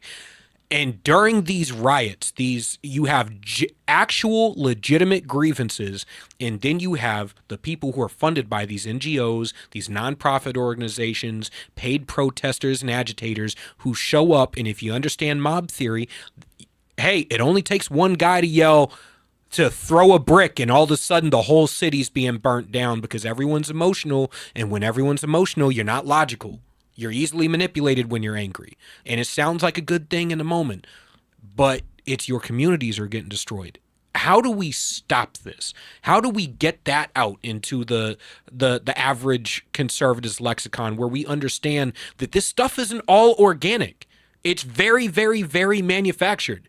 And we're behind the game because we're not vertically integrated the way the left is. Well, you're totally right that local conservatives need to be doing a lot more organizing of their local neighbors, their towns. America is supposed to be decentralized, where the power is local, and then little by little things go up, instead of now everybody waits for the top-down money, the top-down leadership. That's not the way America is supposed to work. That's not how New Hampshire and Vermont and Connecticut, when in the early days of the Republic, that's not how they worked. They had the town meetings and the rest, where that really mattered. And that's absolutely the best model. And we need to be pushing things. We need to push money and power down to the locals. Because as you say about transparency, people can keep a lot better track of what's happening in their town than they're ever going to be able to keep track of 535 Congress critters, right? So the town people need to be more important than the Congress critters, and we've screwed that up. But so I totally agree that folks need to understand that. But you also, what you're doing now is critical too. Exposing, the all of the fake stuff is essentially Wizard of Oz stuff. Like with the Arabella Network, I talk about this, right? Mm-hmm. They are totally a Wizard of Oz thing. It sounds like your local neighbors have made this group together, when in fact it's some doofus in DC who created a logo and a website and then bought some Facebook ads for some, New Hampshireites for good government or whatever goofy thing, they have done. And when you expose that, you are like the heroic dog that pulled the curtain back on the guy on the Wizard of Oz. When you see it's just some old guy at a microphone, well, guess what? He's not so powerful anymore. He's only powerful as long as the illusion is there. So what you do by exposing those illusions, that's critical. I've been, and once again, I've been a long time advocate of this. Going back to the BLM thing, there was a lot of, that movement started off as a local movement of 3 black men trying to hold their universally Marxist Democrat government accountable for using the police department to rack up fines against the citizenry to make up for their unfunded pension liabilities and to fund the government. And there were multiple cities throughout the United States who were being sued and investigated for that exact practice, all Democrat cities, by the way, over and over again. And when they started up BLM, then all of a sudden George Soros funded the 3 lesbians who nationalized the movement, took it nationwide. All of a sudden, the 3 black men disappeared. One's dead, one's in jail, and the other one exposed it and went into hiding, but nobody caught on to the thread. And my comment was, did you listen to their grievance? Those 3 men were talking about what they wanted out of their government was limited government, transparency, accountability, efficiency, and efficacy. And as conservatives, we have the answer to that. But as these organizations come in and they take control and they manufacture these movements, and then you had their website come out. We wanted the most important thing to them is destroying the nuclear family, destroying the patriarchy. We need to take dads out of the home. We need to get down to community parenting. I'm like, yeah, because that's a fantastic idea. I want the butt naked drag queen twerking in front of my toddler to be the person who has a say in my child's life. How did we get here to where we're missing the thread and missing these opportunities that are right in front of our face? Is there a level of cognitive dissonance on our part where we pay more attention to the shiny objects than we do to the stuff that really matters? Well, right. That's always a human issue, right? The other thing is just sort of cowardice, or, well, I don't want to cause a problem, or they might not like me. I mean, believe me, I have been saying for years, the big cities for half a century or more have been run by the left, period, right? There are no right wingers running any big cities. Portland, Atlanta, Milwaukee, Detroit, New York, forget it, right? So the left has made these cities the hellholes that they are. And we conservatives have all kinds of ideas.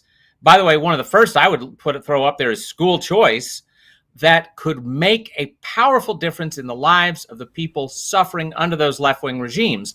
But we are too scared. Very few conservatives or Republicans will ever walk into a big city and say, hey, I want to hear about your problems. Let's talk about your problems. Maybe there's something we could do to help, right? Now, there have been a few, like Jack Kemp was famous for that kind of thing, but very, very few conservatives have tried.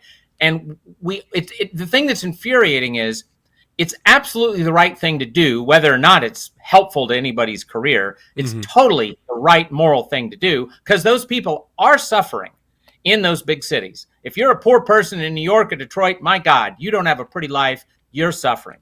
So it's the right thing to do. It's also politically smart.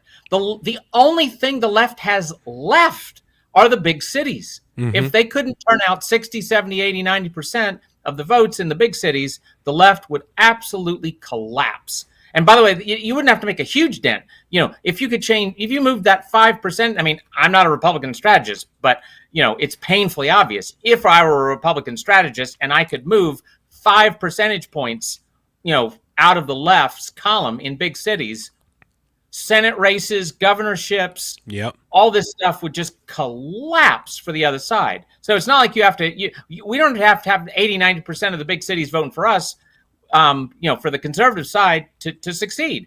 So it's just criminal. It's the right thing to do morally, and it would politically make enormous sense. And by the way, speaking of Soros does this on the other side. Yes. Soros is an atheist. Soros hates Israel, hates Jews, hates Christians, but by God, he funds evangelical Christian groups, Catholic Christian groups. Why? Does he think he's going to get 80% of white evangelicals to vote for his people? Of course not. Does he know if he moved it 5 percentage points, it'd be a huge difference politically? Yes, he does. So, I mean, they understand this on that side. I don't understand why the conservative side can't figure out we need to erode their support. And it should not be hard to erode support in places that are hellholes that the other guys, have been in charge of for 50 years. Oh my God, it sounds like you're being rational and saying something to akin of making America great again should be making America great again for all Americans. And then when you say America first, you mean all Americans first? That is amazing, because Trump is the first president in my lifetime who has had a growth mindset of going after every vote he possibly can. I have said it for a long time now. If you want to beat the left, take away black men. Take away the activism infrastructure and cultural vertical integration throughout the culture in the United States that black people have had for the past 100 years. Our ability to popularize things that would otherwise never get mainstream approval. Take that away from the left, and you have utterly destroyed them, because then they can't institute their policies in their cities. Systemic racism is Marxism. Cross-dressing is progress, and it is highly focused in urban economic centers where there is no political, cultural, or ideological machine to combat it. That's what we need to stop. If you want to beat it, go after these groups, black men, Latino men, young men, take them from the left, bring them over here, and all you have to do, don't condescend to them, just offer them policy, offer them jobs, offer them infrastructure, offer them the ability to build a legacy and a family and have safe communities and to be stewards of their community, stroke their masculinity. God damn, I love having you on, man. It was such a fantastic interview. Please tell me and tell everybody where they can get your book. Again, this is Scott Walter. He is the author of Arabella, The Dark Money Network of Leftist Billionaires Secretly Transforming America. Where can we find your work? Where can we support you? Go to capitalresearch.org. That's the think tank where I work. And Amazon, Barnes & Noble, anywhere you buy books, you can buy the Arabella book. All right. Thank you, sir. Thank you for coming on. I hope to have you on again soon. I love chopping it up with you. We're definitely of a like mind, especially with the growth mindset of morally being obligated to go into these areas that we have left to the left for 100 years. Thank you, everybody. This is the end of today's episode of Granite State Live, and I am so sad that I have to leave you in the desert of bullshit that is waiting on the other side of this podcast. You're going to have to walk through the rest of your week dealing with the lies and dealing with the skid mark of influencers out there, and you know what? It's okay. Because you can always tune back in next week, and you can support Ram TV Live. You can go back and check our old episodes. You can follow Blue Collar Intellectual Podcast. You can follow Granite State Live. You can go to Shadow Band. You can support Drew Allen. We are always here to give you the news and the entertainment and the perspectives that you need so you can get activated. Make sure to follow Citizens Doge. Get activated in your local community. Get your ass up off your couch and get in the fight. It is time to save America. God bless. Good night.